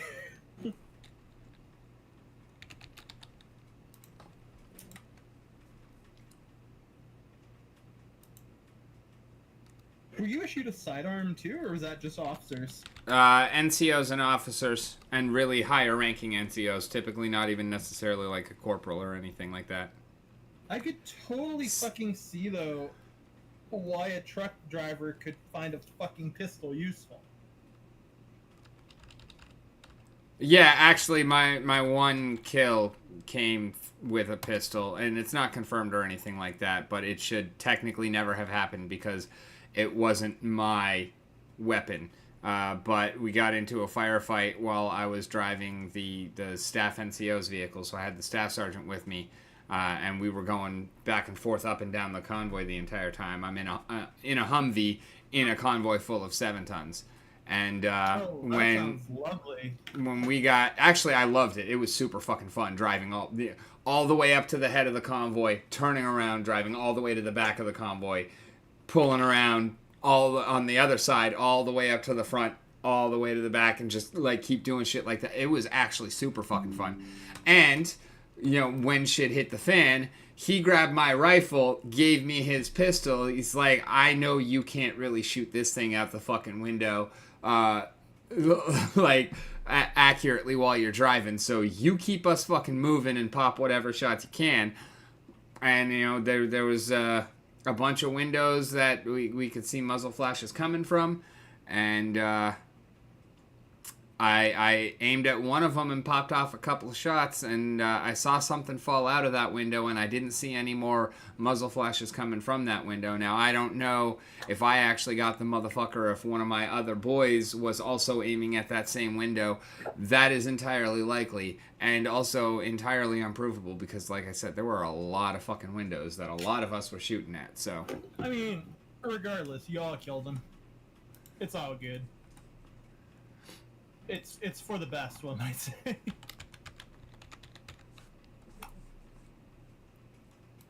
Oh shit, I was doing something earlier, and I think I have it now. Bear with me here. I might not. Oh, damn, I didn't actually mean to publish that one now. I meant to have it scheduled so that I was 3 days ahead on my 365-day challenge. So you were saying Pathfinder 2E, right? Mm-hmm. Yep. Oh, but not the Paizo version. No, Paizo is the one who makes Pathfinder. Ah, okay, well, check your... I don't want to clog up our personals. Check Whisper Whispers in a minute. And check this off screen, please.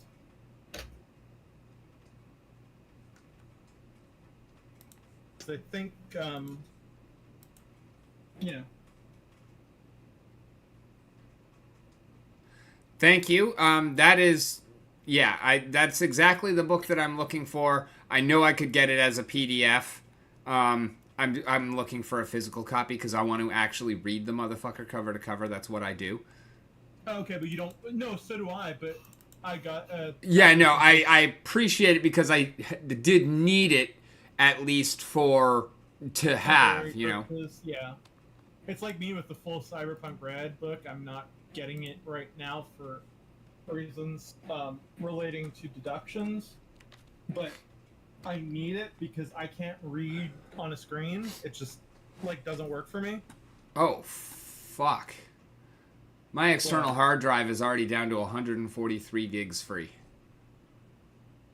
Yeah, my internal hard drive is down to far less than that, sir. Oh yeah, so is my internal. That's why I got an external. Oh, that's not helping your potatoes. I got 61.9 gigs free of 237 gigs on the internal. I got 143 gigs free of 1.81 terabytes on the external. Oh, so at the end of the book, there are prefab NPCs. Beggars, prisoners, torchbearers. Usually, yeah. No, but some of these are ones I don't remember from the I think I was 2.5. AD&D was my last one. I don't remember this being in the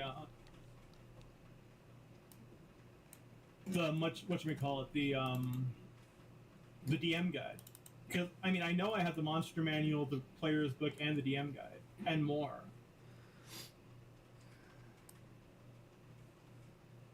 But yeah, some of these were definitely not in. Well, no, what they're showing you is, a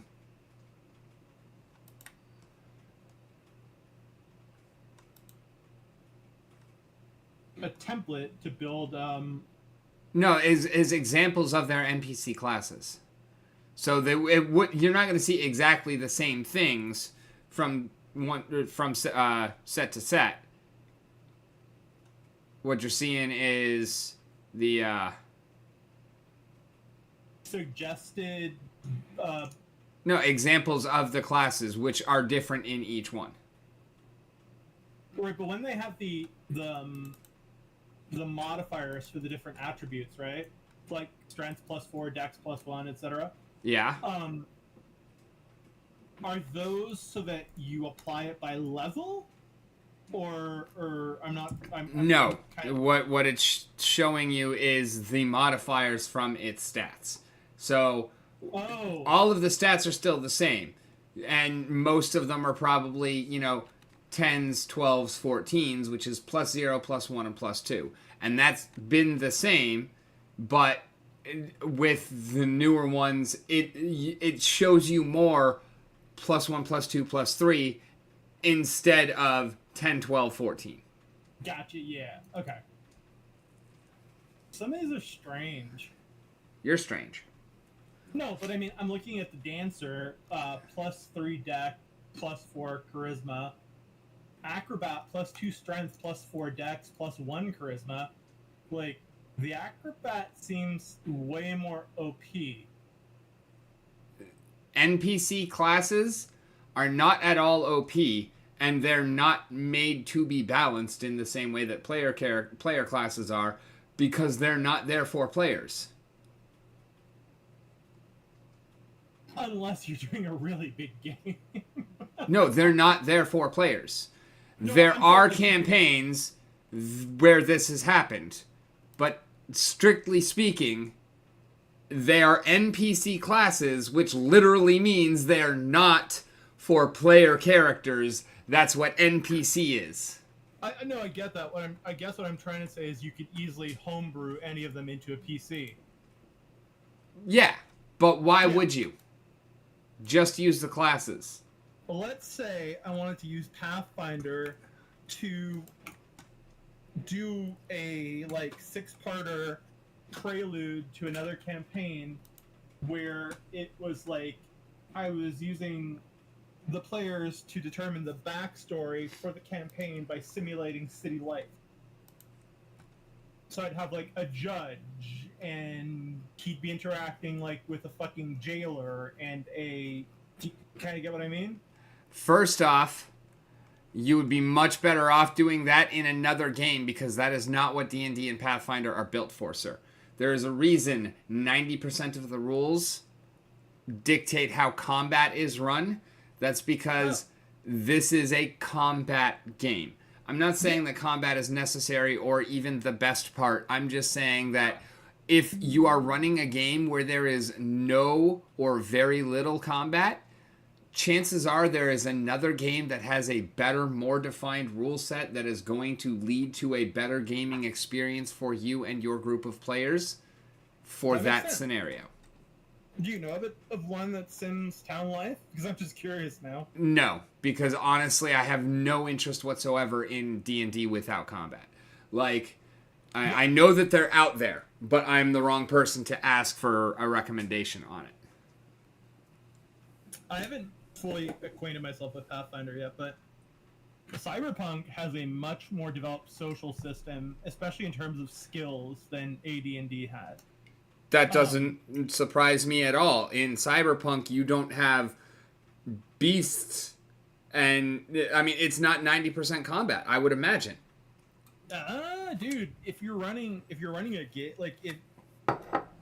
like campaigns will be centered around scenes, and scenes are made up of gigs, right? Like, and if you're doing a one shot, it'll just be a gig. Like, you get hired. Like, the example is like to find out who's stealing from the fucking vending machines at, I don't know, whatever, in a high risk part of town.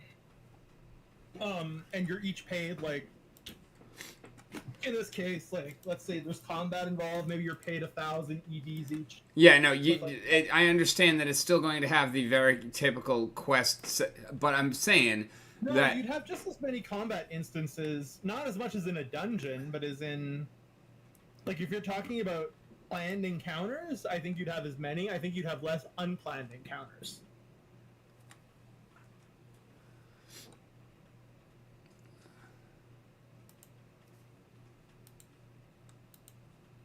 But another thing that I found really interesting reading some of the Cyberpunk Red GM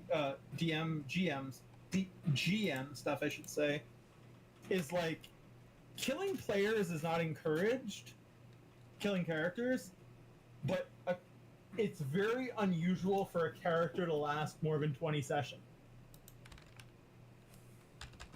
So players are always encouraged to have their backup character ready, and normally their backup character will be related to their character.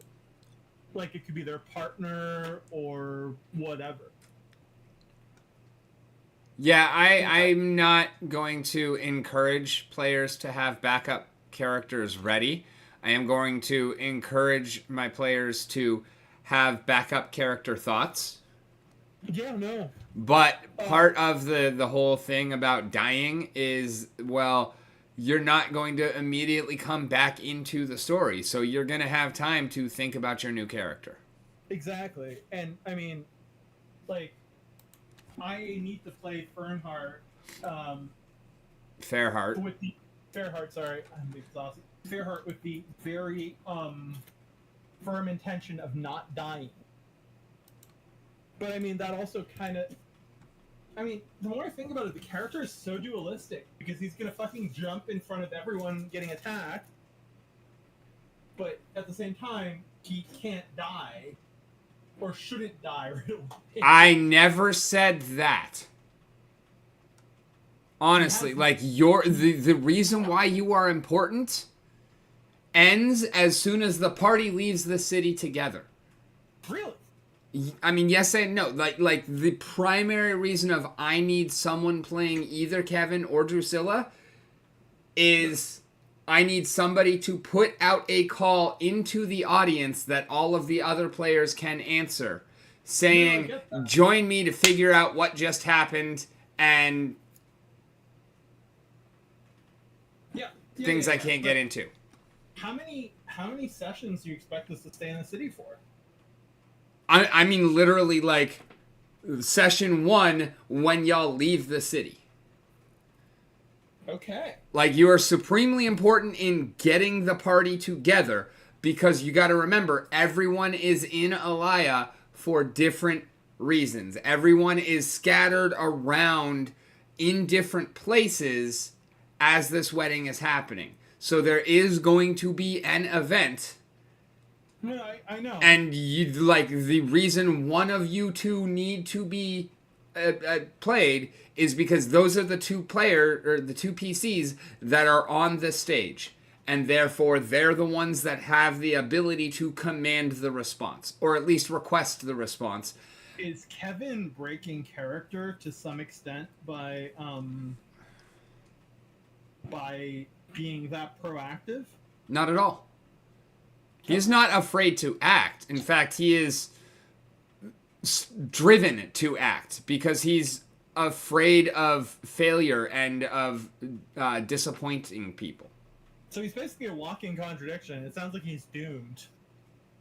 I mean, kind of. Yeah. Maybe yes, maybe no. Unless he figures out what Tudor's doing, I think he's doomed. Personally, that's the vibe I get.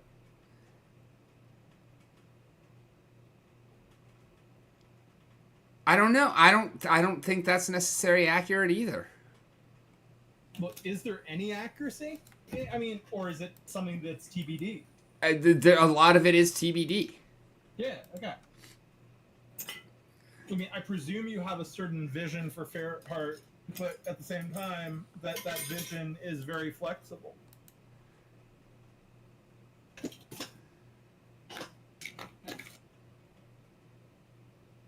Because, like, story-wise, I presume you know what will happen to Tudor at some point, right? No. Oh. Like, I have a history written, or I have, more written for the world as far as future, but as far as these characters, no. Like, I know a lot of the big bad story. I know where the story arc is going, but everything that happens with the people that are key to the story, that all depends on the players. Like, it literally is a player-defined world.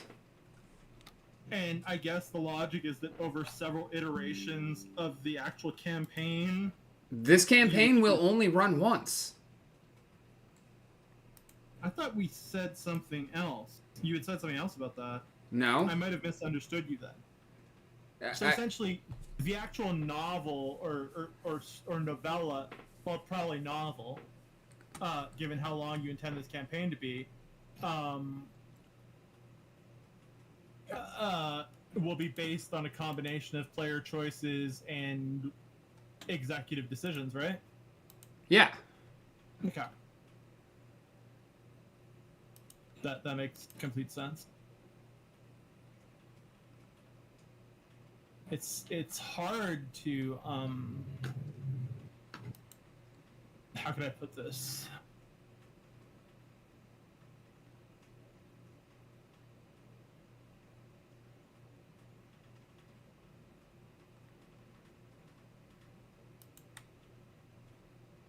I think I'm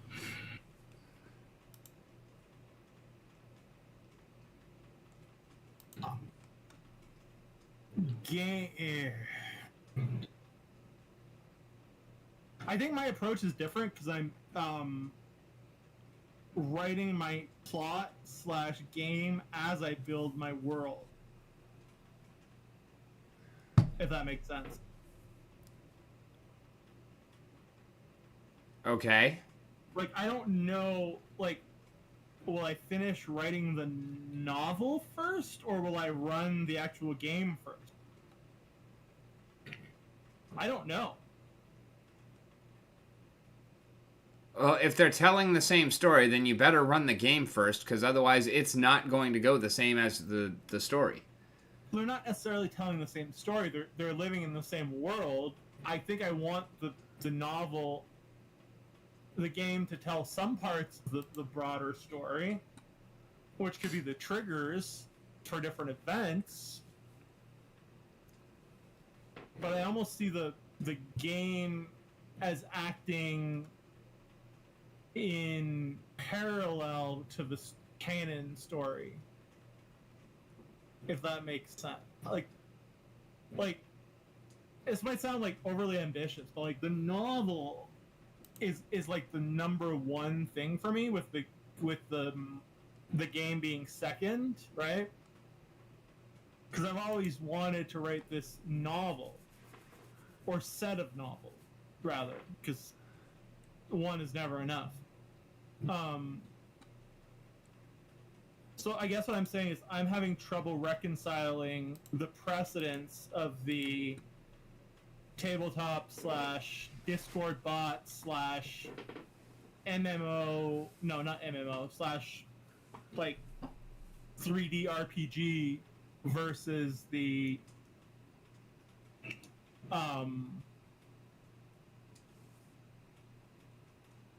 novel, if that makes sense.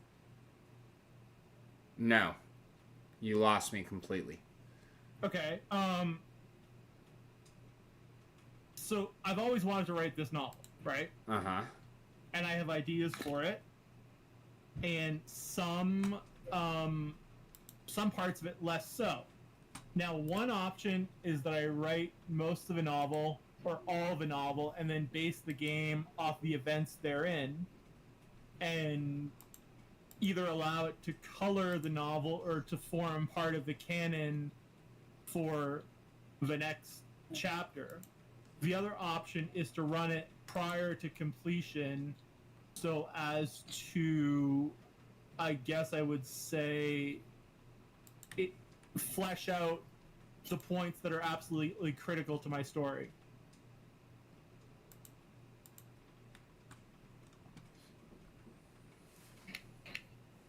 Does that make more sense? Ish. I mean, I think you just do whatever feels natural. Yeah, 100%. I'm trying to figure out what is natural in this context, to be honest with you. Having a little bit of trouble, honestly.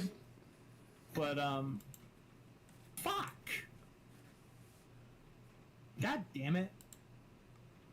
I was like just driving around in Cyberpunk 2077 while I was chatting with you. Like literally just driving my motorcycle around. And I guess I went into an area of town with like gangs that were way above my level, and they just one-shotted me on my motorcycle. Nice. Fucking cocksucker. All right, pick a school for our Knoll Wizard. What are the choices again? Abjuration, Conjuration, Divination, Enchantment, Evocation, Illusion, Necromancy, Transmutation, Universalist. Don't pick Illusion, because we have a gnome illusionist. Yeah, Necromancy. Really? I mean, I kind of want to see some darkness. Otherwise, it would be Evocation. Yeah, Evocation is pretty much where our Seamus focuses, so... Oh. Necromancy is just... It's so overdone. Yeah, but if you don't have any of it, in a world where you've already said there aren't very many... what's the word you use? Very many dark or evil gods, so to speak. It could make it... I never said that there weren't dark or evil gods. Worshippers thereof, then, maybe? Well, worshippers define the gods. So you remember how I was talking the other day about how I think you're obfuscating, motherfucker. how you, like, my alignment system is not 3x3, it's 3x3x3. Yeah. It's a cube. Yeah. Just So like the fucking world. basically, like, a god's power is directly proportional to the belief in that god. And Okay. so, like, you, to your god, are actually a very valuable asset because you not only align with the alignment tenets, but you are so faithful. You are, 111. You're highly lawful good. Mm-hmm. And therefore, your belief carries more weight. You would also naturally, because you are always afraid of letting your god down, you are always trying to bring new believers, which also helps you out directly because gods cannot grant powers and spells that are higher level than they are. Yeah. And so you don't really have to worry about anything on that, being a follower of the sun god. Like, everybody knows about the sun. Sun god's not fucking going anywhere. He's not fucking breaking any fucking eggs or anything like that. And the sun worship is definitely sticking around. He is a powerful god, but also not all that many people are super intense followers of the sun god. So he is not like the most powerful by any means. And like a cleric of the sun god is probably not going to be able to gain access to 8th and 9th level spells. Maybe not even 7th. Oh, okay. Yeah. That makes sense. Because you need to either have a lot of followers or a still pretty good number of really fucking devoted followers. Yeah. I can totally grasp that.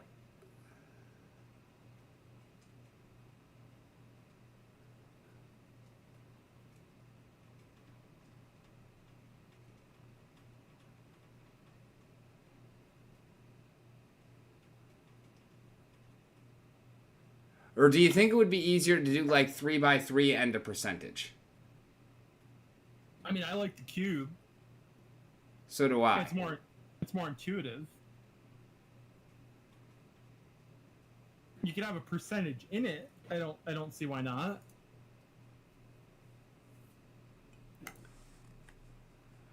They don't seem mutually exclusive. Yeah, I get you. It's just one of the things I've been toying around with a little bit, but not too much.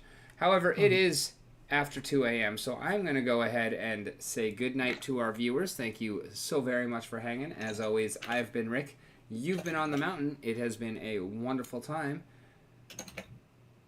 And in the meanwhile, keep kicking ass, because you